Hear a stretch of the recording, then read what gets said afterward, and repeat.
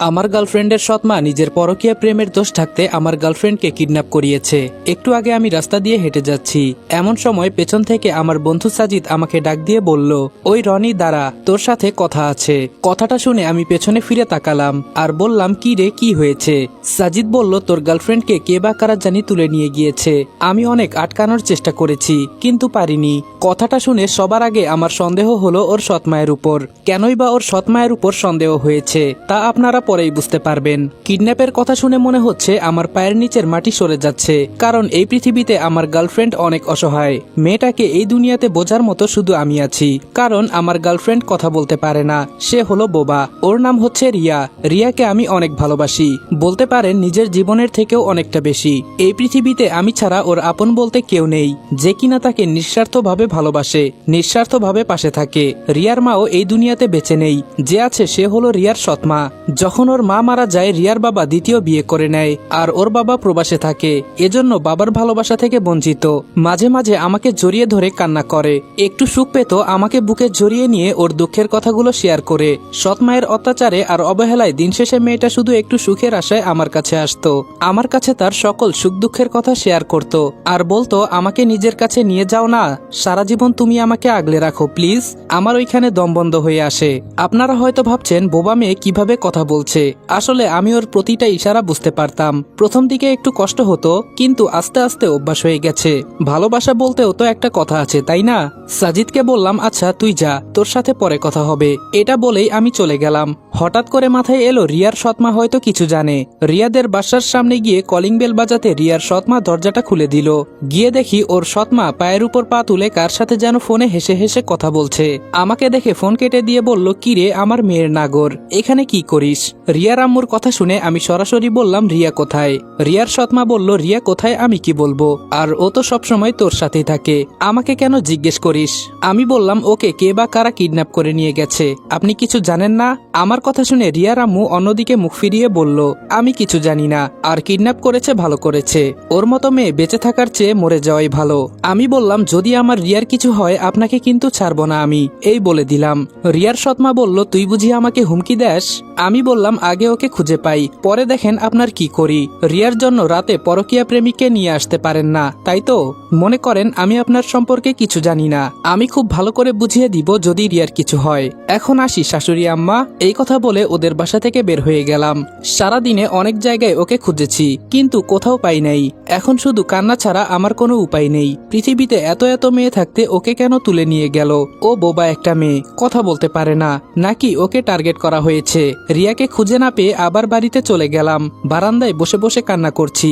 তখন আম্মু আমার সামনে এসে বলল, কিরে বাবা, খুঁজে পেলি মেয়েটাকে? আমি কান্না করে বললাম, আম্মু ওকে ছাড়া আমি কিভাবে থাকবো, আর ওর যদি কিছু হয়ে যায় আমি নিজেকে কিভাবে ক্ষমা করব বলো? ও সবসময় বলতো, আমি তো কথা বলতে পারি না, যদি কোনোদিন আমার কিছু হয়ে যায় তুমি থাকতে পারবে তো? আম্মু ওকে আমার কাছে ফিরিয়ে দাও না, বাবাকে বলো না একটু খুঁজে দেখতে। আম্মু আমার মাথায় হাত দিয়ে বলল, শান্ত হ বাবা, আমি তোর বাবাকে বলছি, উনি বের হয়েছে। আর আমার মনে হয় রিয়ার কারোর সাথে শত্রুতা নেই, তাহলে তুলে নিবেই বা কারা? আমি বললাম, যে মেয়ে কথা বলতে পারে না তার আবার কার সাথে শত্রুতা থাকবে আম্মু? ও আমাকে আগেই বলেছিল আমার মায়ের অত্যাচার আমি আর সহ্য করতে পারছি না, শুধু তোমার মুখের দিকে তাকিয়ে এসব সহ্য করি, না হলে অনেকদিন আগেই মারা যেতাম। দোষ তো আমার আম্মু, আমি কেন ওকে বিয়ে করি নাই? আমি ওকে বলেছি আমার ছোট বোনের বিয়ে হলেই তোমাকে আমি বিয়ে করে নিব, কিন্তু কে জানতো এমন হবে? আম্মু আমার মাথায় হাত দিয়ে বলল, বাবা বসে থেকে কান্না করলে কি হবে, যা তুই গিয়ে একটু খুঁজে দেখ মেয়েটাকে পাস কিনা, না হলে থানায় যা, গিয়ে পুলিশের সাথে কথা বল, এভাবে বসে থাকলে কোনো কিছু সমাধান হবে না। আম্মুর কথা শুনে আবার বাসা থেকে বের হলাম। সাজিদকে কল দিলাম, ফোন রিসিভ করে বলল, বন্ধু আমরা সবাই খুঁজতেছি কিন্তু কোথাও পাচ্ছি না। আমি বললাম, সাজিদ তুই কিভাবে জানিস রিয়াকে কিডন্যাপ করা হয়েছে? সাজিদ বলল, আমি তখন দোকানে বসে চা খাচ্ছিলাম, আর রিয়া কি জানি কিনতে এসেছিল দোকানে। আমি শুধু হাত দিয়ে ইশারা করে ভালো মন্দ জিজ্ঞেস করেছি, কিন্তু রিয়া একটু দূরে যেতেই একটা প্রাইভেট কার এসে ওকে তুলে নিয়ে গেল। বিশ্বাস কর বন্ধু, আমি গাড়ির পেছনে দৌড়াতে দৌড়াতে একসময় রাস্তায় পড়ে গেছি, কিন্তু ওকে আমি বাঁচাতে পারলাম না, মাফ করে দিস আমাকে। সাজিদের কথা শুনে কল কেটে দিলাম। আমার রিয়া তো কারোর সাথে কোনোদিন খারাপ ব্যবহার বা খারাপ কিছু করে নাই, তাহলে ওকে তুলে নিয়ে গেল কারা? মাথায় কিছুই ঢুকছে না। রাস্তায় রাস্তায় ঘুরে বেড়াচ্ছি, অনেক জায়গায় সারাদিন খুঁজলাম, খুঁজতে খুঁজতে বিকাল হয়ে গেল। শেষে কোনো উপায় না পেয়ে থানায় যেতে লাগলাম। হঠাৎ দেখি ফোনটা বাজতেছে। ফোন রিসিভ করতেই ওপাশ থেকে আমার বন্ধু অনেক বলল, রনি ফোনের ক্যামেরা অন করতো। আমি বললাম, বন্ধু রিয়াকে খুঁজে পাচ্ছি না, এমনিই মন খারাপ, পরে কথা হবে, এখন ফোন রাখি। অনেক বলল, আরে শোন তো একবার, আগে ফোনের ক্যামেরা অন কর, তোর সাথে অনেক কথা আছে আমার। অনেকের কথা মতো ফোনের ক্যামেরা অন করলাম, আর ক্যামেরা অন করে দেখি রিয়াকে একটা চেয়ারের সাথে বেঁধে রেখেছে, আর ওর চোখ থেকে পানি পড়ছে। রিয়াকে দেখে আমি কথা বলার মতো ভাষা হারিয়ে ফেলেছি। মেয়েটা কোনো কথা বলতে পারছে না, কিভাবে কান্না করছে। ওর কান্না দেখে আমার কলিজা ফেটে যাচ্ছে। আমি অনিকের দিকে তাকিয়ে বললাম, কেন এমন করলি? আমি তোর সাথে কি এমন অপরাধ করেছি যে আজকে তুই আমার সাথে এমন করতেছিস? অনিক আমার কথা শুনে হাসতে হাসতে বলল, তোর সাথে আমার আবার কিসের শত্রুতা? তবে ওই যে কথায় আছে না, লোভে পড়লে মানুষ সবকিছু করে, বলতে পারিস আমারও একটু লোভ হয়েছে। আমি বললাম, অনিক তুই ওকে ছেড়ে দে, এর বিনিময়ে তুই যা চাইবি আমি তোকে তাই দিব। আমার হাতের আইফোনটা তোকে দিয়ে দিব, প্লিজ তুই ওকে ছেড়ে দে। অনিক বলল, শুন, যদি আমার কথা মানিস তাহলে ওকে আমি ছেড়ে দিব। আমি বললাম, বল আমাকে কি করতে হবে? তুই যা বলবি আমি তাই করব, প্লিজ তাও তুই ওকে ছেড়ে দে। ও বোবা একটা মেয়ে, কথা বলতে পারে না। অনিক বলল, আরে ওর কথা রাখ বেটা, আমি কি বলি ওইটা শোন। তুই এখন আমাদের বাড়ির রাস্তার মোড়ে যাবি, গিয়ে দেখ আমার বোন ওখানে দাঁড়িয়ে আছে, ওর কাছে তুই তোর ফোনটা দিয়ে দে, এরপর দেখছি রিয়ার সাথে কি করা যায়। আমি বললাম, তুই যা বলবি আমি তাই করব, তুই প্লিজ ওকে ছেড়ে দে, তুই রিয়াকে ছেড়ে দে। আমি নিষিদ্ধ পল্লী থেকে যে মেয়েটা প্রথম আজকে এসেছে আমি ওকে এনে দিব তোর কাছে। বল তোর কয়টা মেয়ে লাগবে, আমি এনে দিব নিষিদ্ধ পল্লী থেকে, তাও তুই ওকে ছেড়ে দে প্লিজ। ও মরে যাবে ওর সাথে এমন কিছু করলে। অনিক বলল, কে মরবে আর কে বাঁচবে এটা দেখে আমি কি করব? যার প্রতি লোভ লেগেছে তাকে লাগবে আমার, অন্য কাউকে দিয়ে আমি কি করব? আমি বললাম, প্লিজ তুই ওকে ছেড়ে দে, আমি যত টাকা লাগে দিব তোকে। অনিক বলল, আরে বেডা আমার বোন একটু পর চলে যাবে, তাড়াতাড়ি যা, দৌড়ে দৌড়ে যাবি। আর এসব শুনে আমি কি করব? তোর কথা তুই রাখ। অনিকের কথা শুনে আমি পাগলের মতো দৌড়াতে শুরু করলাম। ওদের বাড়ির রাস্তার মোড়ে দেখি ওর বোন দাঁড়িয়ে আছে, ওর সাথে 3 জন বান্ধবী আছে।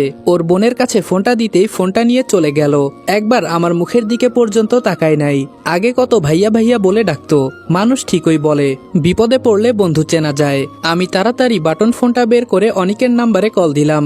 অনিক ফোন রিসিভ করে বলল, আমার কথা শোনার জন্য ধন্যবাদ, আর তোর গার্লফ্রেন্ডের উপর আমার অনেক দিনের নজর ছিল, ওকে একবার পেতে আমি কত কিছু করেছি, আজকে কিভাবে আমি ওকে ছেড়ে দিব বল? আমার সাথে আরো 2 জন আছে, ওরাও খুব কষ্ট করেছে।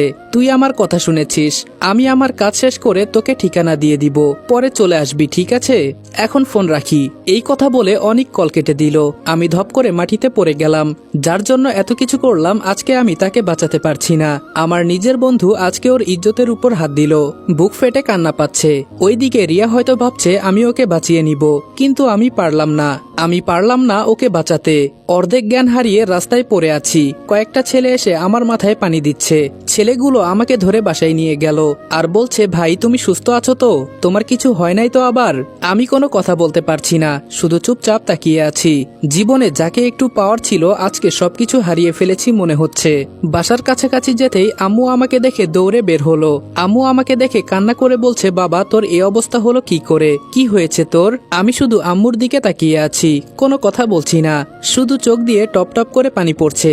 আম্মু হয়তো কিছুটা বুঝতে পেরেছে আমি কেন এমন করছি, এজন্য আম্মু আমাকে ধরে বাসার ভেতরে নিয়ে গেল। উপরে ফ্যান চলছে, তাও টেনশনে শরীর ভিজে যাচ্ছে আমার। অনেকক্ষণ পর হঠাৎ একটা মেসেজ এলো। মেসেজ অন করে দেখি একটা ঠিকানা দেওয়া।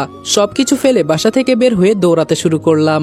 আম্মু পেছন থেকে চিৎকার করে বলল, বাবা তোর শরীর ভালো না, এখন আবার কোথায় যাস দৌড়ে? অনিকের দেওয়া ঠিকানা অনুযায়ী চলে গেলাম। একটা ভাঙা ঘর দেখা যাচ্ছে, তাড়াতাড়ি ঘরের ভেতরে ঢুকে গেলাম। সামনে তাকিয়ে দেখি রিয়া মাটিতে উলঙ্গ অবস্থায় পড়ে আছে, আর ওর অর্ধেক শরীর রক্তে লাল হয়ে আছে। দৌড়ে রিয়ার কাছে চলে গেলাম, আমি ওকে টান দিয়ে কোলে নিলাম। রিয়া আমার চোখের দিকে তাকিয়ে কান্না করছে, আর ওর শরীরের প্রতিটা নখের আঁচড় দিয়ে রক্ত বের হচ্ছে। চোখের ভাষায় বলছে, আমাকে ফেলে চলে যাও, আমার এখন কিছুই নাই তোমাকে দেওয়ার মতো, আমার এখন মরে যেতে ইচ্ছা করছে। তোমার বন্ধু আমার সাথে কেন এমন করলো? ও তো তোমার বন্ধু ছিল, আমি ওকে বিশ্বাস বিশ্বাস করতাম আর ও এমন করলো। পাশ থেকে রিয়ার কাপড় নিয়ে ওগুলো পরিয়ে দিলাম। রক্তে আমার শরীর প্রায় লাল হয়ে আসছে। রিয়া ইশারা দিয়ে বলল আমি হয়তো আর বেশিক্ষণ বাঁচবো না। ওরা আমার শরীরে নখ দিয়ে আছড়ে কি করেছে দেখো। হঠাৎ বাহিরে গাড়ির শব্দ শুনতে পেলাম। তাড়াতাড়ি রিয়াকে নিয়ে বাহিরে গেলাম। গিয়ে দেখি বাবা এসেছে। রিয়াকে গাড়িতে তোলার পর বাবা বলল কারা ওর এই অবস্থা করেছে। বাবার কথা শুনে আমি কিছুই বললাম না, শুধু রিয়ার হাত ধরে ওর দিকে তাকিয়ে আছি। হাসপাতালে গিয়ে ওকে কোলে করে ভেতরে নিয়ে গেলাম। ভেতরে নিয়ে যাওয়ার কিছুক্ষণ পর ডাক্তার বলল ওর নাকি রক্ত লাগবে। আমাদের কারো রক্তের সাথে ওর রক্তের মিল নেই। শেষে আমার বাবার রক্তের সাথে মিল পেয়েছে। বাবার কাছ থেকে রক্ত নিয়ে আমাদের সবাইকে বের করে দিল।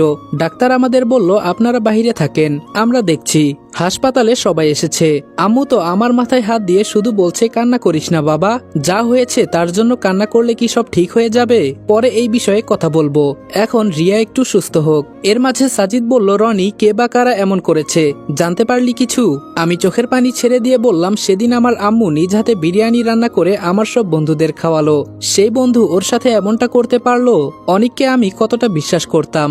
আর ও আমার কথা শুনেই সাজিদ কাকে যেন কল দিয়ে বলল অনেকের খোঁজ নিতে, আর ওকে যদি কোথাও খুঁজে পায় তাহলে যেন আটকে রাখে। আম্মু এবার আমায় বলতে লাগলো ছি, তোর বন্ধু এটা তোর সাথে করতে পারলো? তুই না খুব করে বলতি তোর সব বন্ধু নাকি খুব ভালো। আমি কিছু বলবো তার আগেই সাজিদ বলল আন্টি আমি কসম করে বলছি ওকে আমি ছাড়বো না, কুত্তার মতো মারবো আমি ওকে। যে বন্ধু আমাদের ভাবির উপর থেকে নজর সরাতে পারে নাই সে যে আমার বউয়ের উপর হাত দিবে না এর কোনো বিশ্বাস নাই। তবে আন্টি একটা জায়গায় কষ্ট লাগে, রিয়া প্রতিবন্ধী একটা মেয়ে। রিয়ার এই দুর্বলতার সুযোগ অনেক নিয়েছে, ছাড়বো না আমি ওকে। আমি শুধু আম্মুর কোলে শুয়ে কান্না করছি, কেন অনেক আমার সাথে এমনটা করলো? আমি কি ক্ষতি করেছিলাম ওর?